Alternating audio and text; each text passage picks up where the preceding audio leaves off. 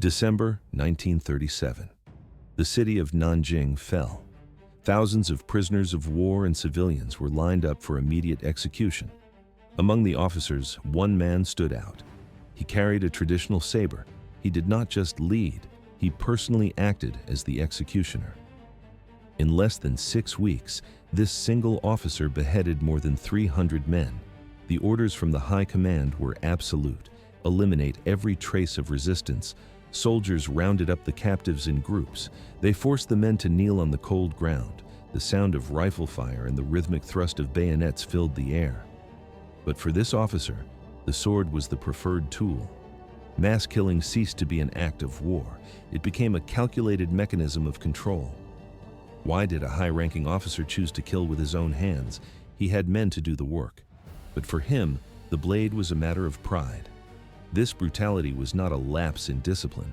Within the military hierarchy, it was seen as a standard of efficiency. The ritual of execution transformed into a daily routine. The footage from the era shows the aftermath. Rows of bodies lie in the dirt. Severed heads are placed as trophies. The soldiers do not look away. They smile for the camera. The stench of blood and the sight of mud soaked in red defined the occupied streets. This was the new order. Who was the man who personally executed hundreds of unarmed prisoners? At first glance, a disciplined military leader. But in reality, a serial killer in uniform. For his own army, he became a symbol of peak performance. To the rest of the world, he became a monster. How did an executioner become an example for a national military? The answer lies in the culture of the time. Violence was legalized. Mercy was considered a weakness, but the international community was watching. Decades later, he would find himself standing before a foreign court, stripped of his sword and his rank. The story began long before the massacre. It started with a man seeking to prove his worth through the edge of a blade.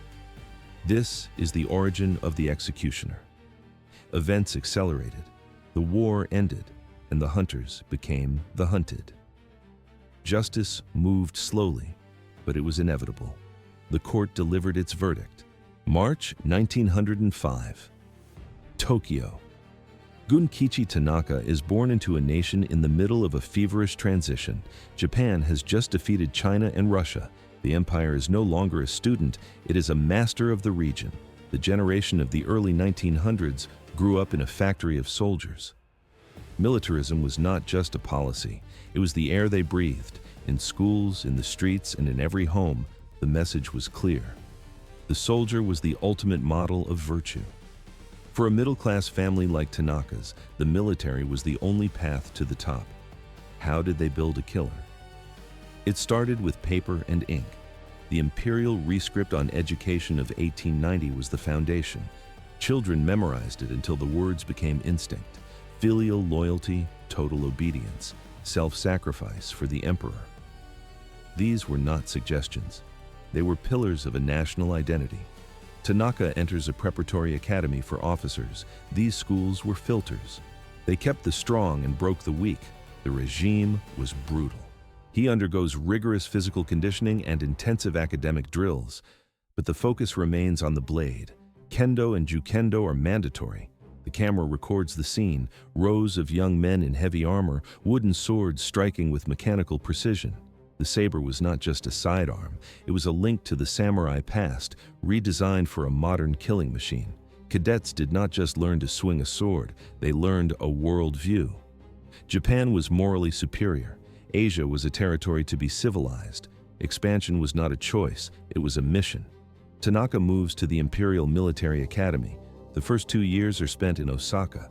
He studies university-level academics mixed with field maneuvers. Then comes the second cycle in Sagamihara. The training hardens. He is assigned to an active infantry regiment for 8 months. Here, the theory ends. Tanaka carries a standard-issue rifle. He learns platoon tactics. He takes command for the first time. The footage shows a clear divide. The officer stands tall while the rank-and-file soldiers bow. It is a hierarchy of absolute power. Back at the academy, the pressure increases. 1 year and 8 months of advanced training. They use live ammunition now. The sound of heavy gunfire fills the range. Hand-to-hand combat exercises become more violent. Why did they train so hard? The answer was simple. The instructors pointed to the victories over China and Russia. They claimed Japanese spirit could overcome any numbers. Tanaka is taught that Japan has a manifest destiny. He is taught to lead the continent. Daily life is a machine of discipline. Regulations govern every second. If one man fails, the entire platoon is punished. This is collective responsibility. Physical beatings are standard corrective methods. The result is an officer who does not ask questions. He only executes orders. Tanaka graduates. He is commissioned as a second lieutenant. He joins the officer corps, a privileged caste. He carries the saber, now a symbol of his authority. He names his sword Sukihiro. This was the custom. The weapon was an extension of his own identity. Events accelerated. The military culture of the 1930s reinterprets Bushido. The traditional code is weaponized for the state. It demands three things: unwavering loyalty, a total disregard for life, and zero compassion for the enemy. The manuals are explicit. Death in battle is the only supreme service. Tanaka is assigned to the 45th Infantry Regiment, 6th Division. This is an elite unit. They are veterans of the China campaigns. They are the tip of the spear. As a company captain, Tanaka commands dozens of men. His job is to maintain iron discipline and ensure every order is followed to the letter. In the frame, Tanaka stands before his company. His face is a mask of stone. By the mid-30s, the civilians have lost control of Japan. The military runs the government. After a failed coup in 1936, the Army and Navy push their own agenda. They need resources. They need living space. War with China is no longer a possibility. It is a necessity. Tanaka is not just a soldier anymore. He is an instrument of ideology. He believes the invasion is a civilizing mission. Promotions come fast for men like him. The system rewards toughness. It rewards those who show no hesitation. If an officer wavers, he is removed. If he shows cold determination, he is promoted. July 1937. A shot rings out at the Marco Polo Bridge near Beijing. It is the spark. The escalation into total war begins. The 45th Infantry Regiment receives the signal: immediate mobilization. Their destination is Shanghai. They are heading into a meat grinder of organized resistance. This is the end of the training. The road to war had reached its conclusion. July 1937. A confrontation at the Marco Polo Bridge changed everything. What started as border skirmishes escalated into an open war between Japan and China. A few weeks later, the Japanese High Command moved. They concentrated massive forces in Shanghai. This was China's primary commercial port and the strategic heart of Chiang Kai-shek's government. The city was a target. Capturing it would prove the superiority of the Imperial Army. Why did the battle last so long? The Japanese expected a quick victory, but they met 3 months of the most intense combat in the war. Hundreds of thousands of soldiers poured into the front lines. The 45th Infantry Regiment arrived during the first weeks. Captain Gunkichi Tanaka was among them. His division had fought in northern China and Manchuria before, but Shanghai was different. This was large-scale urban warfare. The footage would show narrow streets filled with improvised trenches. Snipers waited in civilian apartment blocks. Continuous bombardments turned entire neighborhoods into gray ruins. This was not a war of movement. It was a war of attrition. The city was crowded. Foreign concessions made military operations difficult. Japanese planes bombed factories, warehouses, and residential zones. Below, Chinese forces fought back. They lacked modern weapons, but they held their ground longer than anyone predicted. For Tanaka and his men, Shanghai was a laboratory for total war. They fought house by house. They used grenades and flamethrowers in cramped rooms. Heavy artillery leveled fortified buildings. Japanese reports noted the problem: Chinese resistance was too strong. This caused frustration. The Imperial troops grew restless. How did the command respond? They chose terror. At first glance, they were clearing the way, but in reality, they were breaking the enemy's spirit. Summary executions became the standard. The reason was simple. Guarding captives slowed the units down. To maintain mobility, they killed the prisoners. The camera records, soldiers eliminated in large groups. Often, they were executed in front of other captives to maximize the psychological blow. It was a signal. Resistance was useless. The seized areas faced organized looting. Shops and homes were stripped bare. The officers called it punishment for resistance. Civilians caught in the crossfire faced direct assaults. Brutality was no longer an accident, it was a tactic. Tanaka's actions became more ruthless. High Command sent a clear message. Compassion is a weakness. Every captive is a logistical burden. Collective shootings and bayonet executions became routine. It got worse. Units that once hesitated now followed orders without question. Pressure and frustration solidified a climate of systematic violence. By November, the Chinese forces withdrew inland. The battle for Shanghai was over, but Japan paid a high price. Tens of thousands of imperial soldiers were dead. The era of quick victories had ended. What was the next step? The High Command decided to intensify their methods. The 6th Division received a new objective, Nanking. General Iwan Matsui took command of the Expeditionary Army. He believed taking the capital would break Chiang Kai-shek. In Tokyo, the leaders agreed. The fall of Nanking had to be a devastating blow. The march covered several hundred kilometers. The logic of violence followed them. In every village, the pattern repeated. Civilians were accused of collaborating. They were executed. Prisoners were killed immediately to keep the pace of the march. The sound of fire was constant. Entire villages were burned to the ground. This denied resources to the retreating Chinese. The line between soldier and civilian vanished. Every inhabitant was treated as a threat. Tanaka led his company through these operations. His unit reports document the same cycle: find remnants of Chinese units, capture them, and execute them. There were no humanitarian considerations. Matsui's orders were explicit. Take the capital by any means necessary. The operation was a demonstration of power. Even as the Chinese army weakened, the Japanese doubled down on terror. The gap between Japanese conduct and international law widened. Looting and murder were no longer exceptions. They were encouraged by the officers. December 1937. Tanaka and his regiment reached the outskirts of Nanking. The city was collapsing. Tens of thousands of refugees crowded the streets. The defending army was in chaos. The government had already fled to Wuhan. The stage was set. The lessons learned in Shanghai were about to be applied with even greater intensity. The fall of the capital began here.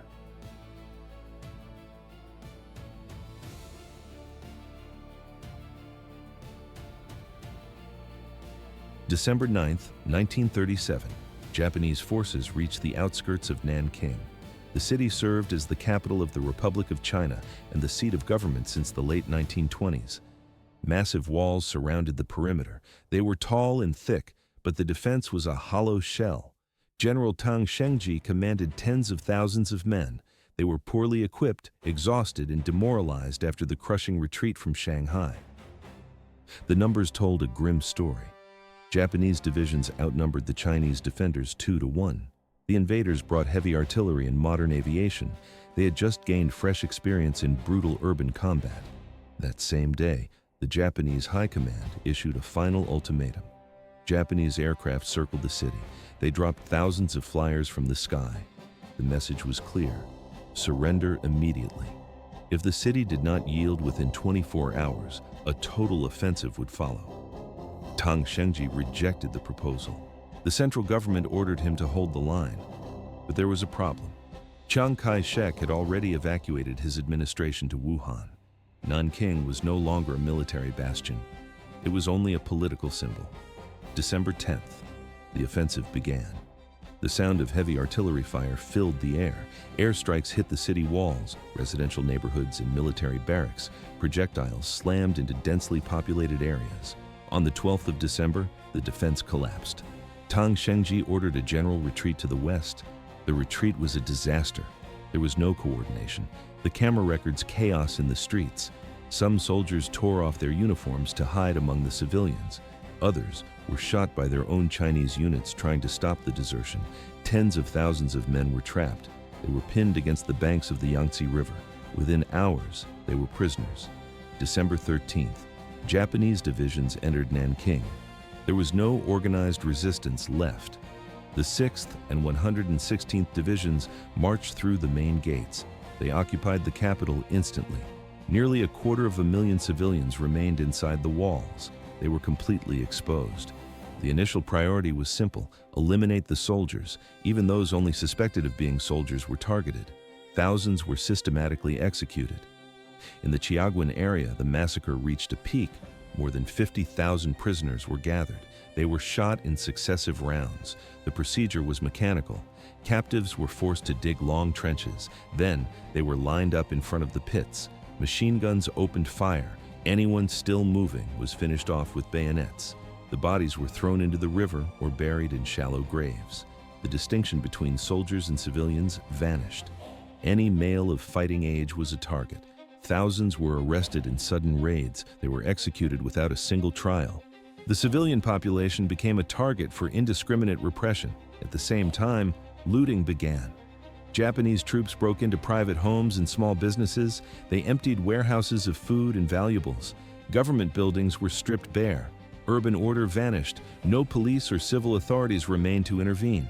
Fires began to consume the city.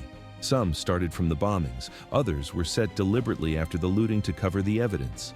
1/3 of Nanking was destroyed by flames. It was a deliberate strategy of intimidation. The violence took a darker turn. Sexual assaults multiplied. Women of all ages were targeted by groups of soldiers. These crimes often happened in public, in front of family members. Most assaults ended in murder. Even minors and the elderly were not spared.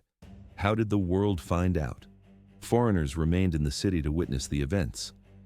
John Robb, a German businessman, documented the daily horrors in his diary. He recorded the looting and the executions with clinical detail. Minnie Vautrin, an American missionary, watched as waves of women arrived at her gates seeking refuge. The International Committee established a safety zone. It sheltered about 200,000 people. But the zone was not a sanctuary. Japanese soldiers repeatedly crossed the boundaries to seize women and prisoners. The local administration had disintegrated. There was no one to stop the excesses. The Japanese chain of command did not stop the violence. They tolerated it. They viewed it as a tool of war. Collective executions and arson happened simultaneously across the city. In a matter of days, Nanking turned from a capital into a slaughterhouse. The methods varied. Soldiers used machine guns for speed. They used grenades for large groups. They used bayonets for individual killings. Human life had no value. Public executions were used to show absolute dominance. Officers participated directly. Some used pistols. Others used traditional sabers. Their involvement gave the troops permission to kill. What started as a control tactic became a habit. The Sukihiro saber. 300 heads under a single blade. During this era, the sword was central to the identity of the Japanese officer. It was a symbol of the samurai tradition, but it was also a functional tool for execution. Officers wore it as a badge of command. It was a physical reminder of their duty to lead the kill. Thus began the occupation.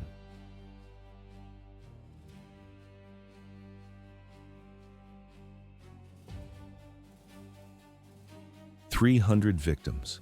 That was the count attributed to a single blade. Tanaka carried a custom saber he named Sukihiro. It was forged with traditional Japanese techniques, but built for modern industrial warfare. This weapon was not just a tool. It was his professional brand. Why did Tanaka choose the sword? Bullets were for the front lines. Steel was for the prisoners. The capture of Nanjing resulted in thousands of Chinese soldiers surrendered. The Japanese army viewed them as a logistical burden. They lacked the food and the will to maintain prisoners. The command reached a decision: physical elimination. Mass shootings and grenades were common, but Tanaka specialized in decapitation. The footage and records show a repetitive pattern. Soldiers rounded up the prisoners in large groups. The captives were forced to kneel on the dirt. Other soldiers held them in place. Tanaka stepped forward and unsheathed Sukihiro. He aimed for a single clean strike to separate the head from the shoulders. Sometimes the blade failed. A second blow was required. This was not an occasional punishment. It was a factory of death. Tanaka performed this action hundreds of times in the span of a few weeks. The mechanical repetition turned a massacre into a routine. The sound of the blade through air became a daily background noise. The military benefits were practical. A saber does not require ammunition. It saves gunpowder for active combat. But the symbolic value was higher. A Japanese officer with a sword projected the image of an ancient warrior. To the command, Tanaka was a model of discipline. Was this hidden from the public? No. It was celebrated. The book Imperial Soldiers by Yamanaka Minotaro featured Tanaka prominently. It included clear photographs of the executions. One image shows Tanaka in mid-swing decapitating a Chinese prisoner. This photo circulated in Japanese media. It was labeled as a symbol of military courage. The propaganda did not mask the violence, it exalted it. Eliminating enemies with a blade was presented as proof of moral superiority. Tanaka was not a criminal in these pages. He was a hero of the empire. This official praise sent a clear signal to other officers. Brutality is a virtue. At first glance, Tanaka seems unique. In reality, he was part of a broader culture. He was linked to the infamous beheading contest between officers Mukai and Noda. They turned mass murder into a sporting event. Tanaka's name stayed in the records because he reached the 300 mark. He embodied the logic of the occupation. After the war, the narrative shifted. The documents moved from propaganda offices to courtrooms. In the Chinese war crimes trials, prosecutors used Tanaka's own fame against him. He denied the scale of the accusations. It didn't matter. The photographic evidence was undeniable. The testimonies of his own men confirmed the routine. The same media reports that once praised his valor now served as a confession. The procedure was simple. Gather the prisoners, force them to kneel, strike. Tanaka's speed gave the impression of a machine. There was no hesitation. Soldiers watching him internalized the violence. They learned that extreme brutality was a requirement of military discipline. During the weeks after Nanjing fell, Tanaka worked alongside the firing squads. Sometimes prisoners were handed to him specifically for demonstration purposes. It was training for younger officers.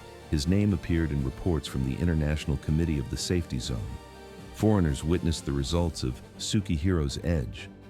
3 factors define his legacy: the sheer number of deaths, the photographic proof, the transformation of murder into a public performance. The story ended in a courtroom. The blade remained a symbol of the massacre.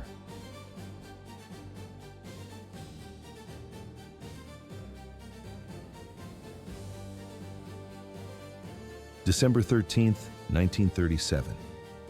The Imperial Japanese Army breached the walls of Nanking. This was not a typical conquest. It was the start of 42 days of systematic slaughter. Why did the massacre reach such a scale? It was not just a few rogue soldiers. The entire chain of command built a machine of violence. General Iwane Matsui issued vague orders about discipline, but never punished a single offender. Prince Asaka, the emperor's nephew, watched the city burn and remained silent. In reality, silence was an order. The footage from the era shows the result. Rubble lines the streets, smoke hangs over the Yangtze River, soldiers move through the ruins not as occupiers, but as predators. They carried out mass executions, organized looting, and the destruction of entire districts. There was no mistake. The violence was the plan. Sexual assault became a weapon of war. Documented records prove that tens of thousands of women were targeted. Age did not matter, did. Social status provided no protection. Soldiers entered homes by force. They pulled women into the streets. After the assault, the victims were usually executed with bayonets or gunfire. The journals of foreign observers tell the story. Minnie Vautrin, an American missionary, recorded the screams of women arriving at her refuge every night. John Robb, a German businessman, filed official protests as soldiers raided the safety zone. His reports were ignored. The Japanese command saw these acts as a normal byproduct of victory. But this was only the beginning. Looting was systematic. Troops broke into warehouses and private homes. They seized food, valuables, and cash. What they could not carry, they burned. By the end of the first month, 1/3 of Nanking was reduced to ashes. This was not strategic bombing. It was a policy of total intimidation. The sound of machine gun fire became the city's heartbeat. Thousands of men were rounded up. Their only crime was being of military age. They were tied together, marched to the banks of the river, and mowed down by firing squads. The exact number of dead is lost to mass graves and destroyed records. Conservative estimates place the toll in the hundreds of thousands. Events accelerated. The violence became a public spectacle. Two officers, Toshiaki Mukai and Tsuyoshi Noda, started a contest. The goal: behead 100 people using only their swords. Tokyo newspapers tracked the score like a sporting event. Daily headlines reported their progress. When they hit 100, they kept going. Both surpassed 150 kills.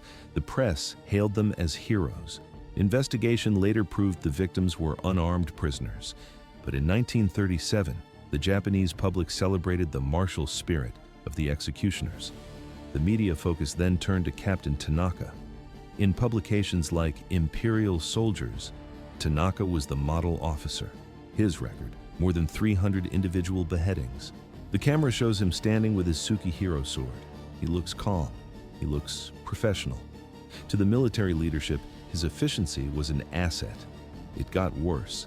The lack of punishment created a new operational norm. Lower-ranked officers saw that executions led to promotions. Shiro Azuma, a Japanese soldier, later confessed to the truth. His orders were explicit: eliminate all prisoners, kill all witnesses. The logic was simple: dead people cannot testify. The massacre was not a temporary loss of control. It was a blueprint for future occupations. Methods varied based on the number of targets: machine guns for large groups, bayonets and grenades for smaller ones, sabers for symbolic executions. The selection of the weapon was a logistical choice, not a moral one. The 6-week occupation turned Nanking into a graveyard. The archives, the diaries of survivors, and the later confessions of the perpetrators confirmed the organized nature of the crime. The machinery of Nanking became the standard for the Imperial Army. The story ends in a courtroom. Years later, the documents were gathered, the photographs were developed. Tanaka, once the poster boy for Imperial propaganda, stood before a tribunal. The model officer was now a defendant. The trial of the executioner began.